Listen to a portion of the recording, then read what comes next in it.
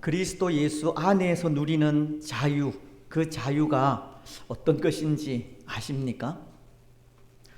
그리스도 예수 안에서 누려야 하는 자유를 오늘 여러분들은 누리고 계십니까? 때로 그런 생각을 할 때가 있습니다. 하나님의 말씀은 우리의 자유를 참 많이 억압하고 있다는 생각입니다. 예를 들어 우리가 계속 생각하고 있는 십계명을 보더라도 하나님은 하지 말라는 계명을 하라는 계명보다 더 많이 말씀하고 있기 때문입니다. 나 외에는 다른 신들을 내게 잊게 말라. 우상을 만들지 말고 섬기지 말라. 여호와의 이름을 망령되게 부르지 말라. 살인하지 말라.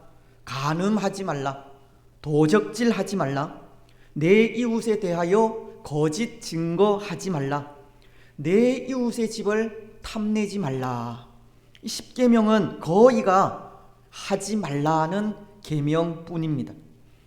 그래서 하지 말라고 하는 이런 계명들이 우리가 누릴 자유를 억압하고 빼앗아 간다는 생각을 할 때가 있다는 겁니다. 여러분들은 어떻습니까? 그런 느낌을 받지 않으십니까? 하라는 것보다 하지 말라고 하는 계명이 무언가 우리의 자유를 빼앗아 간다는 생각이 들지 않습니까? 하지 말라는 계명이 그것을 지킬 때 분명 우리에게 유익한 것은 사실이지만 하지 말라고 하는 그 어감이 우리를 구속하는 듯한 느낌을 가지게 한다는 겁니다. 마치 어떤 틀 속에 우리를 가두어 두고 그 틀 밖으로 나가지 못하게 하는 그런 느낌을 준다는 겁니다.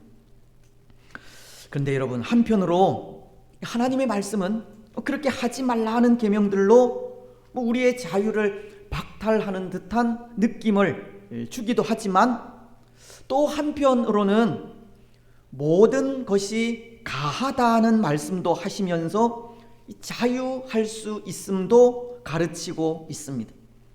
오늘 우리가 읽은 12절 상반절은 이렇게 말씀하시기 때문입니다. 모든 것이 내게 가하나. 오늘 말씀은 그렇게 하지 말라는 계명과는 달리 모든 것이 가하다고 때로 마음껏 자유할 수 있다는 것을 전해 주기도 한다는 겁니다. 하나님은 십계명을 통해 하지 말라는 계명을 주시고 하지 말라는 그 계명들로 자유를 구속하는 듯한 느낌을 주기도 하지만 그래도 한편으론 모든 것이 가하다고 이 하지 말라고 하는 그 계명이 단지 우리를 가두는 그 틀만이 아니라는 것을 생각하게 하는 겁니다. 물론 그 자유함이 하지 말라고 가르치신 여러 계명들을 어겨도 된다는 뜻은 아니고 또 하지 말라는 계명들을 해도 된다는 것으로 그것들을 허용하신 것은 아니지만 모든 것이 가하다는 것은 어떤 구속으로부터 벗어나게 하시는 말씀임은 틀림이 없습니다. 오늘 우리에겐 하지 말라고 하는 계명들이 여전히 존재하기는 하지만 그 하지 말라는 계명이 그리스도 예수 안에서 우리가 누려야 하는 자유를 빼앗아 가지는 않는다는 겁니다. 여러분 한번 생각해 보십시오. 오늘 우리에게 주어진 말씀이나 또 여러 계명들 때문에 무언가 우리의 삶에 답답하고 불편하다라는 것을 느끼신 적이 있습니까? 하지 말라고 하는 그 계명 때문에 심한 스트레스를 받아 보신 적이 있느냐는 겁니다. 미치도록 우상을 섬기고 싶은데 십계명에서 그것을 금하고 있으니 참 답답하다, 그런 것을 느껴보신 적이 있느냐는 겁니다. 없습니다. 저도 그런 것 같습니다. 하지 말라고 하는 그 계명 때문에 이 불편함을 느껴본 적은 없었던 것 같습니다. 여러분, 그렇다면 왜 하지 말라고 하는 계명에도 그것 때문에 불편함을 느끼지 못하겠습니까? 계명과는 전혀 상관없는 삶을 살아가서 그렇겠습니까? 없잖아, 그런 면도 있겠지만 우리에게는 예수 그리스도께서 주신 자유함이 있기 때문입니다. 그 자유가 하지 말라고 하는 계명이 주는 틀 안에서 누리는 자유이든 아니면 모든 것이 가하다 하는 말씀이 주는 자유이든 우리에게는 자유함이 있기 때문이라는 겁니다. 그렇습니다. 오늘 우리에게는 마음껏 자유할 수 있는 권리가 있습니다. 사도 바울이 고린도전서 8장을 통해 우상의 제물을 먹는 일을 말씀하실 때에도 우상에 바쳐진 제물을 단순히 하나의 식물로만 생각하면 그 음식을 먹어도 아무런 문제가 없다는 말씀을 하시듯 우리에게는 모든 일에 자유할 수 있는 권리가 있는 겁니다. 모든 것이 가능하다는 겁니다. 여러분, 그래서 가능하다면 우리는 우리 신앙의 삶을 정말 자유하며 살아가시기 바랍니다. 어떤 틀에 매이지 아니하고 형식이나 격식에 얽매이지 않는 삶을 살아가시기 바랍니다. 물론 그 자유가 하나님의 말씀 안에서 누리는 자유이지만 율법주의자들처럼 율법이나 계명을 어기는 그 조항 하나하나에 얽매이지 마시라는 겁니다. 또 그런 일들로 다른 사람들을 정죄하거나 그것이 마치 큰 잘못이나 범한 것처럼 생각하는 일도 없으시기 바랍니다. 하나님께서 우리에게 주신 믿음을 따라서 믿음에 합당하게 생각하고 믿음에 합당하게 행동하시기 바랍니다. 그리스도 예수 안에서 참된 자유를 누리시기 바랍니다. 그래서 여러분, 오늘 우리는 그렇게 그리스도 예수 안에서 참된 자유를 누리며 사는 그 삶의 한 부분을 생각하려고 하는데요. 그것은 문자 그대로 예수 그리스도 안에서 누리는 자유가 되어야 한다는 겁니다. 오늘 12절도 가르치고 있지만 말씀은 모든 것이 내게 가하지만 그것이 다 유익한 것은 아니라고 하지 않습니까? 이것은 그리스도 예수 안에서 누리는 자유는 다른 사람들의 유익과 하나님 나라의 유익을 구하는 그러한 삶이고 그러한 삶을 살아갈 때 진정한 자유를 누릴 수 있다는 것을 가르치는 겁니다. 다시 말씀을 드리면 오늘 우리는 우리 자신의 유익을 위해서 모든 것을 할 수 있는 자유가 있지만 그것보다는 다른 사람들의 유익을 위하여 살아갈 때 하나님의 영광을 위하여 살아갈 때 그 삶이 참된 자유라는 것을 가르치는 겁니다.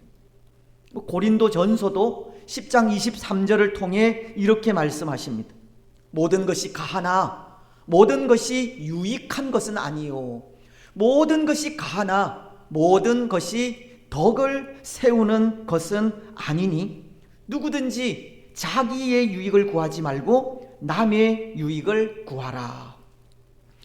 오늘 우리에게는 믿음에 따라서 모든 것이 가능하고 또 자유할 수 있지만 모든 것이 가능하다고 다 유익한 것은 아니라고 하시면서 다른 사람들의 유익을 구하라고 하시는 겁니다. 어쩌면 자유에는 책임이 따른다는 것을 가르치는 말씀이 아닌가 합니다.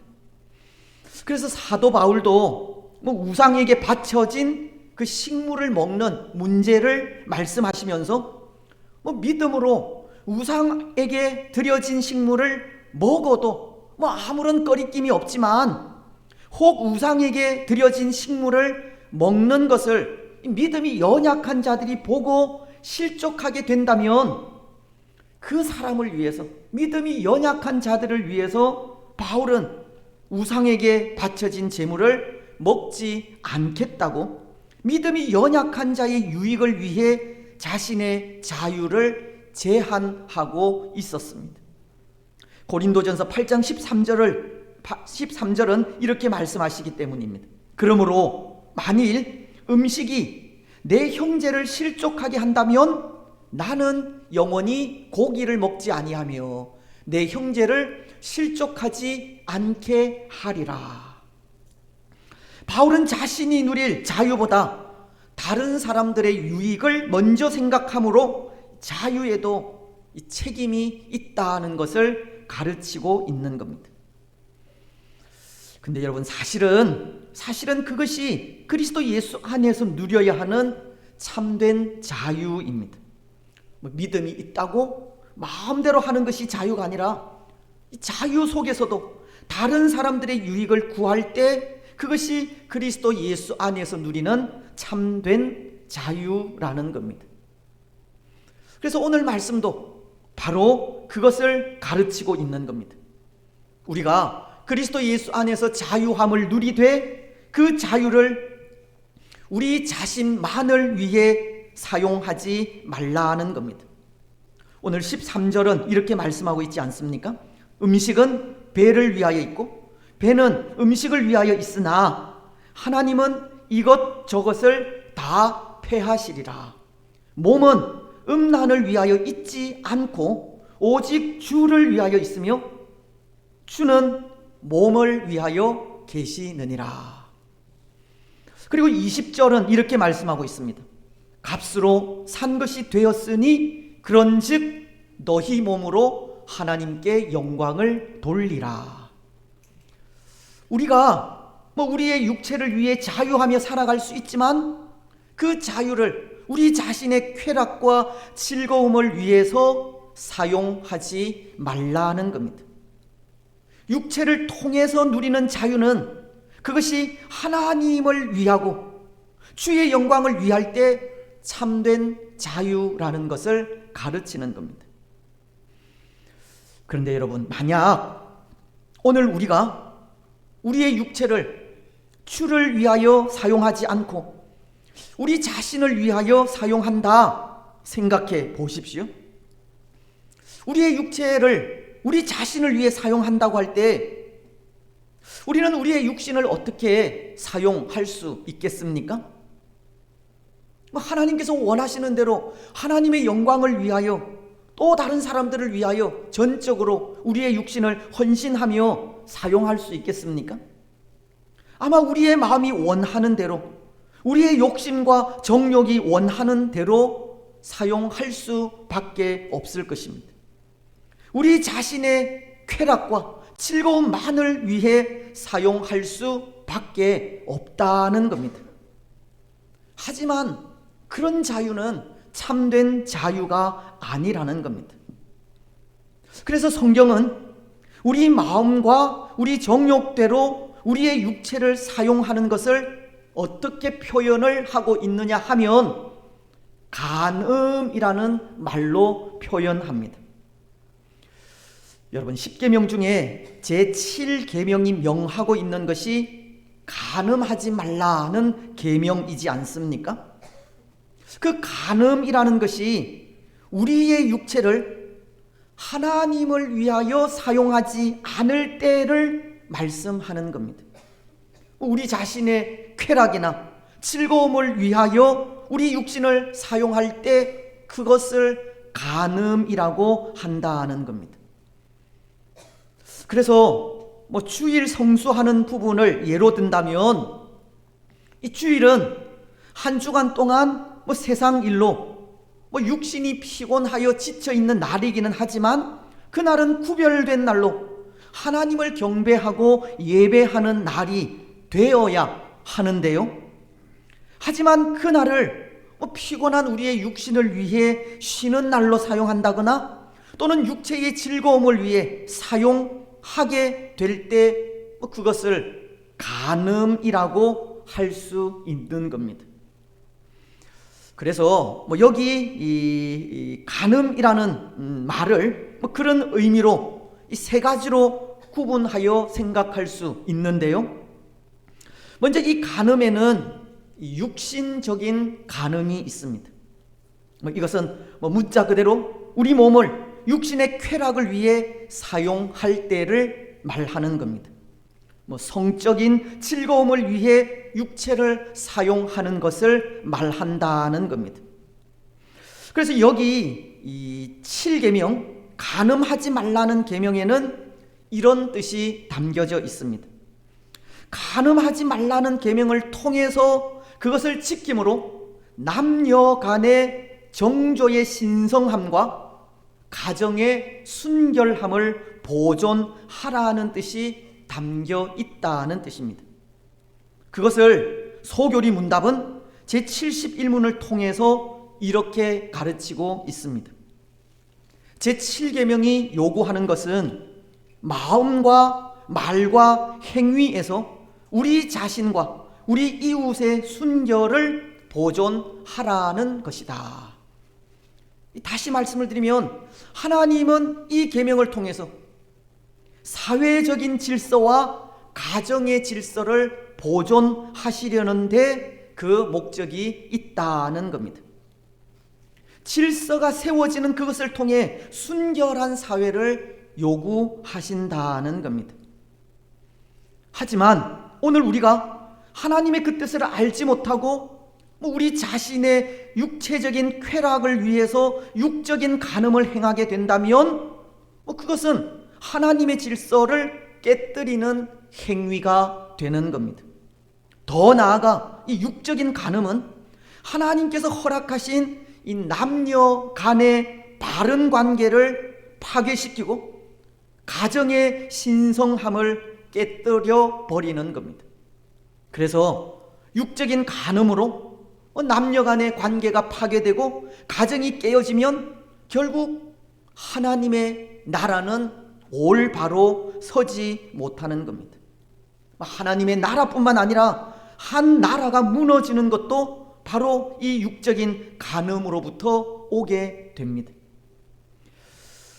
여러분, 과거에 이 지구상에서 번성하였던 도시들이 한순간에 멸망하게 된 경우가 많지 않습니까? 성경에 나오는 소돔과 고모라 성이라든지 로마 제국 같은 곳이 그런 경우가 아닌가 합니다. 근데 이러한 도시들이 한순간에 멸망한 데에는 다 성적인 문란함이 그 원인입니다. 창세기서는 18장 20절을 통해 이렇게 말씀하십니다. 여호와께서 또 이르시되 소돔과 고모라에 대한 부르짖음이 크고 그 죄악이 심히 무거우니. 말씀은 소돔과 고모라의 그 죄악이 심히 큼을 말씀하고 있고, 그리고는 19장 5절을 통해 이렇게 말씀하고 있습니다.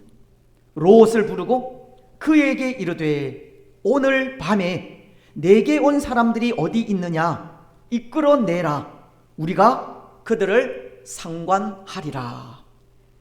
소돔과 고모라의 그 죄악을 말씀하면서 그들은 성적으로 심히 부패해 있었고 더군다나 동성연애를 하고 있었던 것을 가르치고 있는 겁니다. 여기 그들을 상관하리라고 하는 말씀이 동성연애를 뜻하는 말이기 때문입니다. 이 소돔과 고모라 성이 멸망한 것은 그곳이 죄악의 도시요, 이 동성애자들이 만연한 음란한 도시이기 때문임을 가르치고 있는 겁니다. 로마 제국도 마찬가지인데요. 로마도 당시 야만족이라 여기던 게르만의 침략에 한순간에 무너지게 됩니다. 때로 로마가 멸망하였을 때 사람들은 그 이유가 로마가 이 기독교를 국교로 받아들인 것에 있다라는 말을 하기도 하였습니다. 하지만 사도 이후에 가장 위대한 신학자로 불리는 어거스틴은 그렇게 보지 않았습니다. 어거스틴은 그가 쓴 신국론에서 로마가 망한 것은 기독교 때문이 아니라 그들 삶의 문란함이 이유라고 지적하였기 때문입니다. 당시 로마 사회에 만연해 있던 그 성적인 음란함과 육적인 쾌락의 추구가 그들 내부로부터 무너지게 한 것이라고 하였다는 겁니다. 자신의 육체를 지키지 못하고 쾌락을 위하여 살아갈 때 나라든 가정이든 교회든 파괴되는 것이 하나님 나라의 이치라는 겁니다. 여러분, 오늘날 이 시대도 그렇지 않습니까? 이 성적으로 얼마나 이 문란한 시대가 되었는지 모릅니다. 오늘날 동성애 문제가 큰 이슈로 대두되고 있지만 사실 이런 일들은 이전에는 입에 담지도 못한 그런 일들이었습니다. 하지만 지금은 이 일을 합법적인 일로 만들려고 하고 있습니다. 이 시대가 얼마나 부패하고 음란한 시대인지 모른다는 겁니다. 이것은 비단 교회 밖의 문제만이 아니라 교회 안의 문제이기도 한데요. 오늘 본문이 기록된 고린도 교회에도 보면 고린도 전서 6장 18절을 통해 음행을 피하라. 사람이 범하는 죄마다 자기 몸에게 죄를 범하느니라 라고 하면서 고린도 교회 안에도 이 육적인 간음이 성행하고 있었음을 전해주고 있는 겁니다. 그래서 아마도 이 마지막 시대에 하나님의 나라를 파괴하려는 이 사탄의 최후 발악이 이런 육적인 문란함으로 찾아오지 않겠느냐는 생각을 하기도 합니다. 육적으로 순결하지 못한 이런 행위들로 오늘 우리의 가정과 나라가 그리고 교회가 파괴되어 갈 것이라는 겁니다.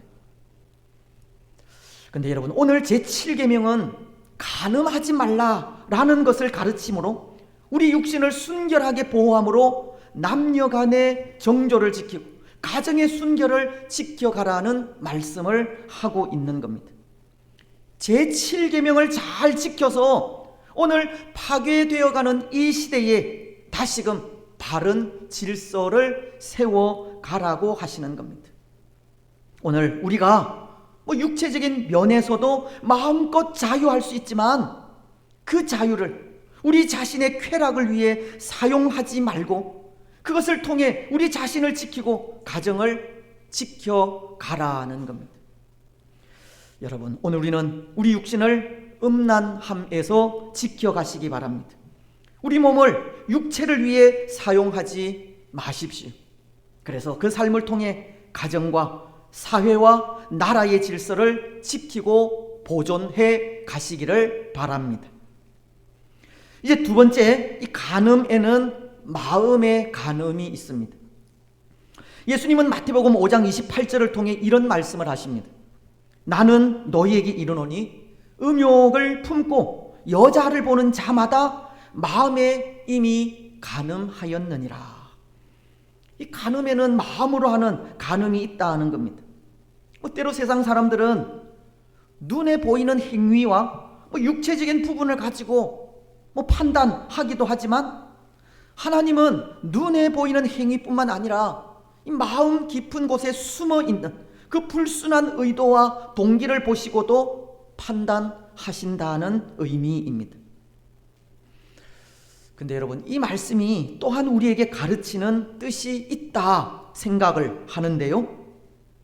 그것은 우리의 마음과 말과 행위에 신중을 기하여 우리 자신의 순결을 지키고 보존하라고 하는 의미입니다. 소교리 문답에도 마음과 말과 행위에서 우리 자신의 순결을 보존하라고 하지 않습니까? 비록 음란한 행동은 없었다 할지라도 마음과 말에서 음욕을 품었다면 그것은 이미 간음한 거나 마찬가지이기에 철저하게 자기 자신을 말씀에 쳐서 복종시키는 삶을 살아가라는 겁니다. 이것을 신학적인 용어로 모르티피카치오라고 하는데요, 자신을 쳐서 복종시킨다고 하는 뜻입니다. 마치 육신의 정욕을 제어하고 십자가를 메고 주를 따르는 것과 같은 모습입니다. 베드로전서는 2장 11절을 통해 이렇게 말씀을 하십니다. 사랑하는 자들아, 거류민과 나그네 같은 너희를 권하노니 영혼을 거슬러 싸우는 육체의 정욕을 제어하라. 때로 우리도 패역한 인생인지라 이 마음속에 음욕을 품을 수 있지만 그 마음을 잘 다스려 자신을 지켜가라는 것이 제7계명이 가르치는 뜻입니다. 오늘 우리는 우리 마음을 잘 다스려 정결하도록 기도해야 하고, 혹 우리 마음속에 그 들어온 마음들을 성령의 불로 태워서 범죄하지 않게 해야 합니다. 여러분, 마음의 욕망으로부터 우리 자신을 지키고 깨끗하게 우리의 행실을 가지시기 바랍니다. 이제 마지막 세 번째, 이 간음에는 영적인 간음이 있습니다. 간음은 하나님에 대한 신앙의 순결을 지키지 못하고 이방신이나 우상을 섬기는 것을 말하기도 한다는 겁니다. 간음하지 말라고 하시는 이 계명은 육적인 면만 있는 것이 아니라 이렇게 영적인 면도 있다는 겁니다.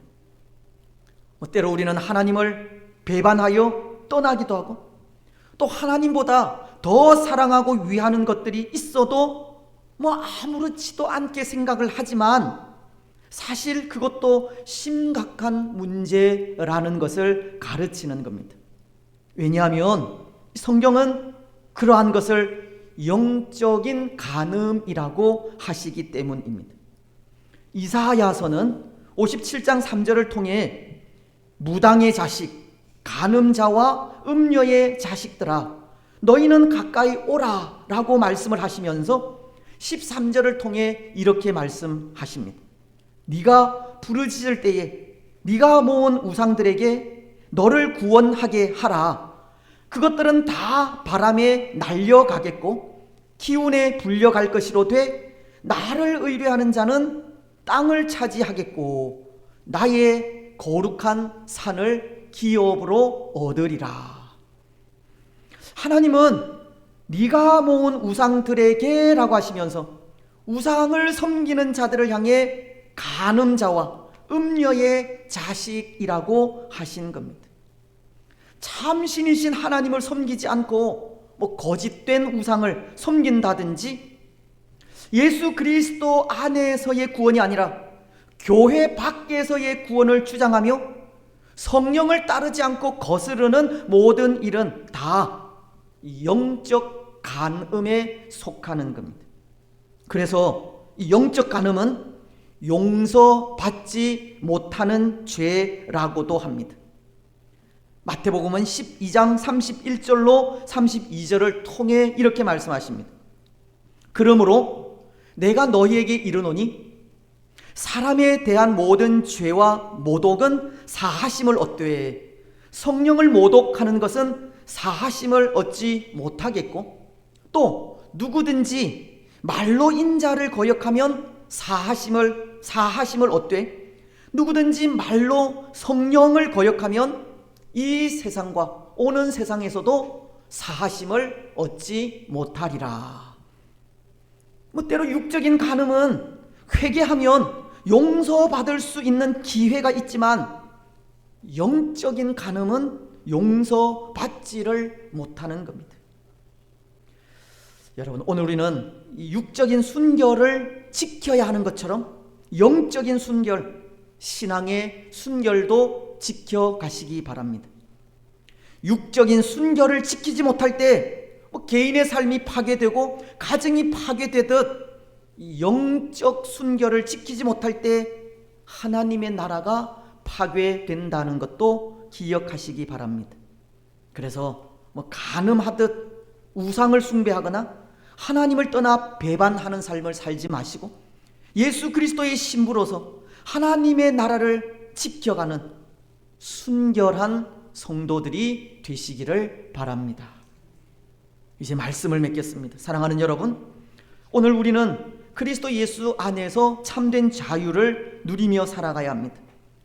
예수님께서 그 귀한 피값을 주시고 사신 하나님의 백성들이기에 예수 그리스도 안에서 자유를 만끽하며 살아가야 한다는 겁니다. 하지만 그 자유는 하나님 나라의 유익을 위해 또 교회와 다른 사람들의 유익을 구할 때 참된 자유가 됩니다. 우리 육신의 쾌락을 위해 살아가는 것이 아니라 그의 피로 우리를 사신 예수 그리스도를 위하여 살아갈 때 참된 자유를 누릴 수 있다는 겁니다. 특히 오늘 제7계명이 가르치듯 육적인 간음과 마음의 간음, 그리고 영적인 간음에서 벗어나 우리 자신을 지키고 가정을 지키며 교회를 지켜 보존하는 그 삶을 통해 책임감 있게 자유를 누려가야 합니다. 여러분, 오늘 우리는 철저하게 하나님의 말씀에 우리 자신을 쳐서 복종시키시기를 바랍니다. 우리 육신을 우리 마음이 원하는 대로 사용하지 마시기 바랍니다. 하나님 이외에 거짓된 우상을 섬기지도 마시고 예수 그리스도의 구원을 거부하지도 마시며 성령님의 인도하심을 거부하지 마시기 바랍니다. 그래서 그 삶을 통해 우리 자신과 가정과 교회의 순결을 지켜 이 질서를 보존해 가시고 그 질서 안에서 참된 자유를 누리며 살아가는 복된 성도들이 되시기를 주님의 이름으로 축복합니다.